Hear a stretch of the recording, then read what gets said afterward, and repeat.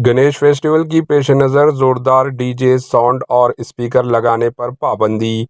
Ganesh festival की पेश नज़र गणेश फेस्टिवल से पहले हैदराबाद पुलिस ने इत्मीनानी अहकाम जारी करते हुए 10 बजे शब के बाद जोरदार डीजे, आवाज़, साउंड और स्पीकर लगाने पर पाबंदी आयद कर दी है।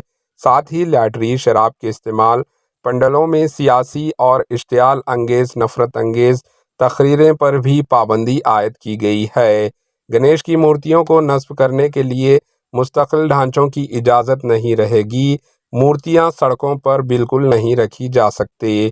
इस एडवाइजरी में कहा गया कि अर्जी पंडालों लगाए जाना चाहिए। Bureau report, AHN news.